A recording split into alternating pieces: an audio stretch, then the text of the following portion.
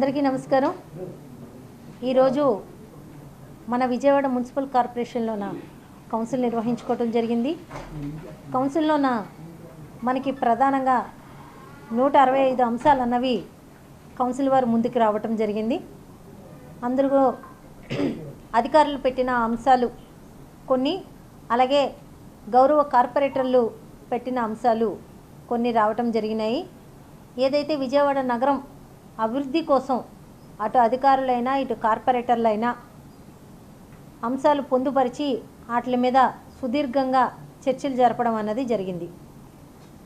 ఈరోజు ముఖ్యంగా మనకి రేపటి నెల నుంచి ఏదైతే మార్చి నెల నుంచి మనకి వేసవి కాలం అన్నది మొదలవుతుందో, విజయవాడ నగర ప్రజలు ఎక్కడ మంచినీటికి ఇబ్బంది లేకుండా, నీటి ఎద్దడి ఎక్కడా లేకుండా అన్ని డివిజన్ల వారికి, అన్ని నియోజకవర్గాల వారికి, ప్రజలందరికీ మంచినీళ్ళు పూర్తి స్థాయిలో డ్రింకింగ్ వాటర్ అందే విధంగా చర్యలు చేపట్టడానికి అటు పైప్ లైన్లు కానీ లేదా ఇటు నూతనంగా నిర్మించిన వాటర్ ట్యాంకులు పూర్తయిపోయినా కానీ చిన్న చిన్న పనుల వల్ల ఆ వాటర్ ట్యాంకులు ఇంకా యూజింగ్లోకి రాలేదు.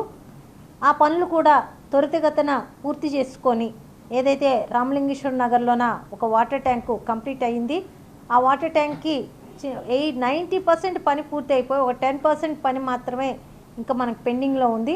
అది పూర్తి చేసి అది కూడా మనం లైన్లో పెట్టాలన్న విధంగా మనం మాట్లాడాం. అలాగే మన సెంట్రల్ నియోజకవర్గంలో కూడా కొన్ని వాటర్ ట్యాంకులు సింగనగర్ ఏరియాలో కానీ రాజరాజేశ్వరపేట ఏరియాలో కానీ పూర్తయి ఉన్నాయి. అవి కూడా ఇంకా కనెక్షన్స్ మాత్రమే ఇవ్వలేదు. అవి కూడా పూర్తి చేసుకొని త్వరితగతిన వాటర్ ప్రజలకి పూర్తి స్థాయిలో ఎండాకాలంలో ఎలాంటి ఇబ్బంది లేకుండా వాటర్ ఇవ్వాలని, మన ఏదైతే వాటర్ పైప్ లైన్లు ఉన్నాయో పైప్ లైన్లు కూడా ఇంకా మార్చాల్సిన పైప్ లైన్లు ఉన్నాయి. ఆ మార్చాల్సిన పైప్ లైన్లు కూడా త్వరితగతిన పూర్తి చేసి ఎలాంటి ఇబ్బంది లేకుండా వాటర్ ఇవ్వాలని దాని గురించి సుదీర్ఘంగా చర్చ జరగడం జరిగింది. అలాగే వేసవికాలం వస్తుంది. సిల్టు నగరంలోన అవుట్ఫాల్ డ్రైన్స్లో కానీ లేకపోతే డ్రైన్స్లో కానీ ఎక్కడ పడితే అక్కడ సిల్టు విపరీతంగా పేరుకుంది. ఈ వేసవికాలం ప్రతి సంవత్సరం వేసవికాలం మనం ఒక సిల్ట్ టీమ్ను ఒకటి ఏర్పాటు చేయడం జరుగుతుంది. ఆ సిల్ట్ టీం ద్వారా విజయవాడ నగరం మొత్తం సిల్ట్ రిమూవ్ చేయడం కూడా జరుగుతుంది. దాని మీద కూడా సుదీర్ఘంగా చర్చ జరగడం జరిగింది. అలాగే విపరీతంగా దోమలు పెరుగుతున్నాయి, దోమల వల్ల ప్రజలు ఇబ్బంది పడుతున్నారని చెప్పి గౌరవ కార్పొరేటర్లు తెలియచేయడం జరిగింది. దాని మీద కూడా సుదీర్ఘంగా చర్చ జరగడం జరిగింది. ఇంకా ఏమైనా కావాలన్నా బడ్జెట్ పెంచాలన్నా పెంచుతాము, కానీ దోమల నివారణకి అన్ని చర్యలు చేపట్టాలని తెలియచేయటం జరిగింది.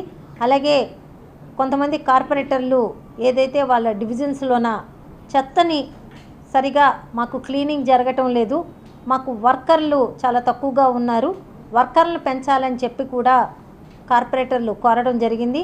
ప్రతి డివిజన్లోన 25 నుంచి 30 మంది మాత్రమే వర్కర్లు ఉండటం జరుగుతుంది. ఆ వర్కర్లు తక్కువ ఉండటం మూలాన పాపులేషన్ పెరుగుతుంది, సిటీ కూడా ఎస్టాబ్లిష్ అవుతుంది. కాబట్టి వర్కర్లు తక్కువ ఉన్నారు. మీరు కాంట్రాక్ట్ బేస్లోనైనా కానీ వర్కర్లను తీసుకొని త్వరితగతిలోన వర్కర్లు అందిస్తే విజయవాడ నగరం ఇంకా స్వచ్ఛతలోన ముందు ఉంటుందని చెప్పి తెలియచేయటం జరిగింది. అలాగే ఏదైతే గత కౌన్సిల్లోన పీపీపీ మూల్లోన మనకి 19 రోడ్లు విజయవాడ నగరంలో పీపీపీ మూల్లో ఇవ్వటం జరిగింది. గౌరవ మన రాష్ట్రం వారు రాష్ట్ర గవర్నమెంటు పంపించడం జరిగింది. దాన్ని మనం కౌన్సిల్లోన తిరస్కరించడం జరిగింది. ఎందుకంటే పీపీపీ మూల్లోన రోడ్లు కన్స్ట్రక్షన్కి ఒక కాంట్రాక్టర్కి ఇవ్వాల్సిన అవసరం లేదు. ఎందుకంటే మన మున్సిపల్ కార్పొరేషన్లోన ఎన్నో వందల మంది కాంట్రాక్టర్లు గతంలో ఉండేవారు.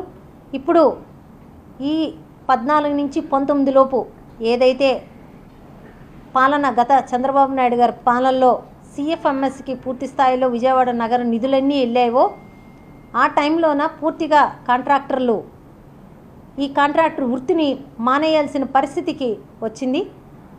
ఈ కాంట్రాక్టర్లు తగ్గినా కానీ ఇప్పుడున్న కాంట్రాక్టర్లు పూర్తి స్థాయిలో పనులు చేసుకుంటున్నారు. కానీ వాళ్ళని కూడా పక్కన పెట్టి వాళ్ళ జీవనోపాధిని కూడా పక్కన పెట్టి ఇప్పుడు స్టేట్ గవర్నమెంట్ పీపీపీ మూడ్లో ఒకే కాంట్రాక్టర్కి 19 రోడ్లు 10 సంవత్సరాలు లీజుకి ఇవ్వడం జరుగుతుంది.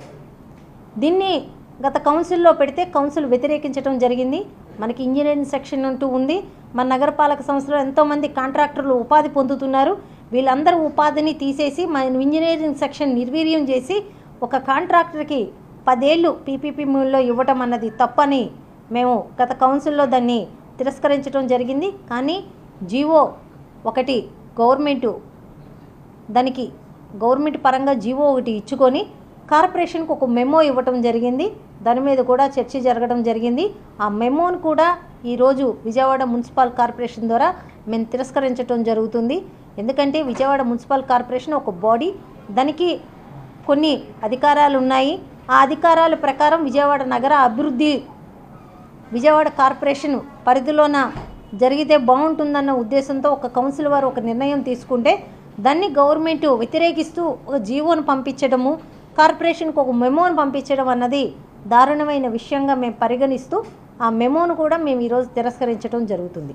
అలాగే స్కూల్స్లోన నాడు నేడులోన గత జగన్మోహన్ రెడ్డి గారు హయాంలోన నాడు నేడు పథకం ద్వారా స్కూల్స్ ఎంతో అభివృద్ధి చెందేవి.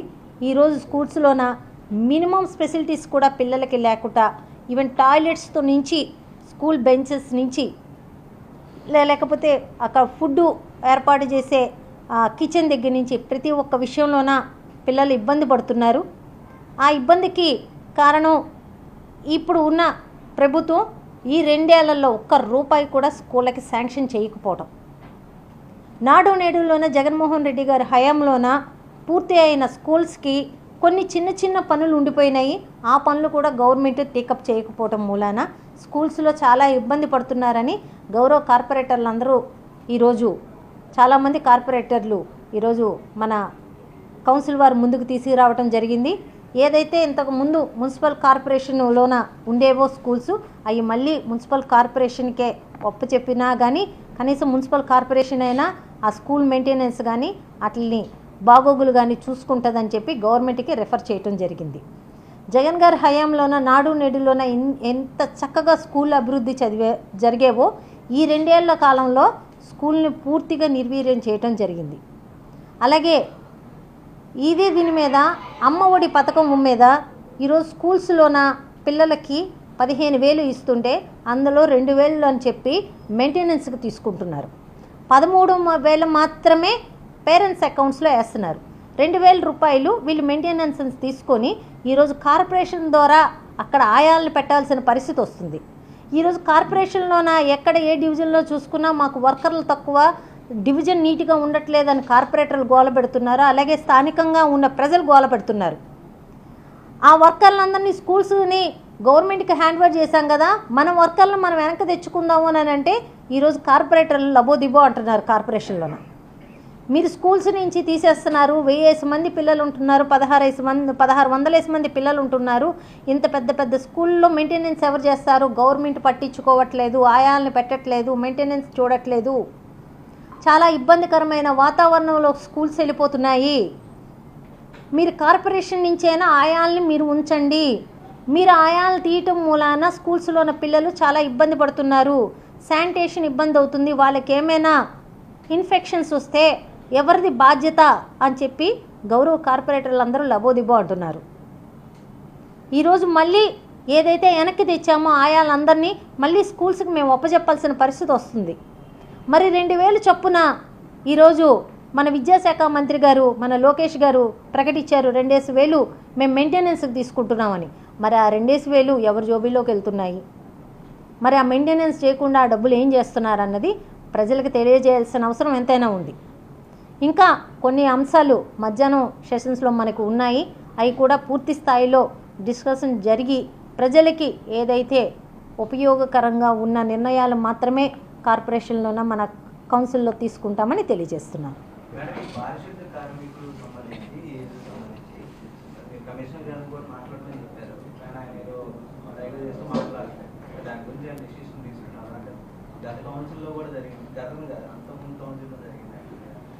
ఇప్పుడు వర్కర్లు ఆధార్ కార్డులోన వాళ్ళకి ఒక బర్త్ డేట్ అన్నది ఒకటి వేసి ఉంది.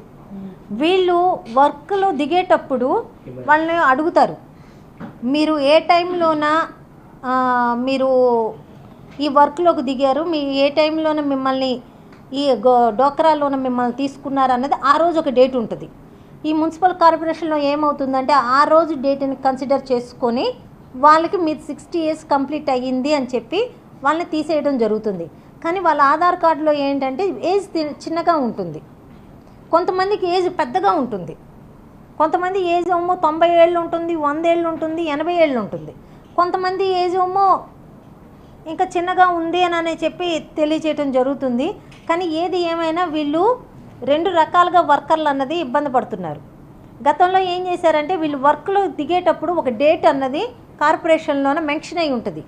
ఆ డేట్ ప్రకారమే అధికారులు వీళ్ళు రిటైర్మెంట్ అయిపోయారు, వీళ్ళకి 60 years అయిపోయింది అన్నది వీళ్ళు డెసిషన్ అన్నది ఇక్కడ తీసుకోవటం జరుగుతుంది. దాని మూలాన వీళ్ళు రిటైర్ అయిపోయినారు అని చెప్పి డిక్లేర్ చేయటం జరుగుతుంది.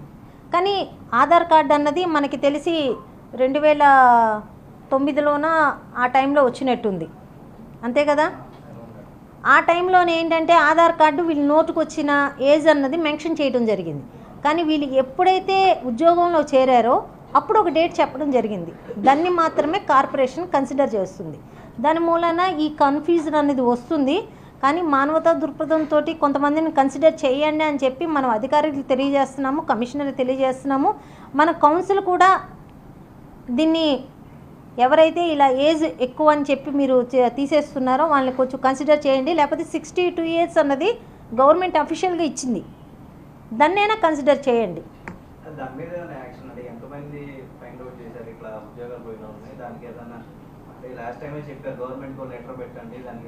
గవర్నమెంట్కి మనం అయితే లెటర్ పెట్టడం జరిగింది, కానీ అక్కడి నుంచి మనకి ఆన్సరు ఏ ఒక్కటి మనం ఇక్కడి నుంచి కౌన్సిల్ నుంచి మనం దాన్ని పంపించినా కానీ రిప్లై అన్నది గవర్నమెంట్ నుంచి మనకి ఏ ఒక్క దీని మీద ఆన్సర్ అన్నది మనకి రావటం లేదు. వాళ్ళు ఏదైనా చెప్పదలుచుకుంటే వాళ్ళు జీవో ఇవ్వదలుచుకుంటే ఇస్తున్నారే తప్పితే కానీ కార్పొరేషన్ని వాళ్ళు గౌరవించటం లేదు. ఈ డ్రైన్స్ సంబంధించి ఏదైనా సమ్మర్లో స్టార్ట్ చేస్తే కొంత 50% అయిపోయినాయి కాబట్టి 59 వరకు అయినాయి. ఈ 40% ఈ సమ్మర్లో స్టార్ట్ చేస్తే ఏ డ్రైన్లు అంటారు మీరు? స్ట్రాంగ్ డ్రైన్లు మనం తిరస్కరించారు కదా పీపీపీలో. అంటే వేరే మోడల్ అయినా ఏదైనా ప్రతిపాదించే అవకాశం ఉంటుందా లేదంటే?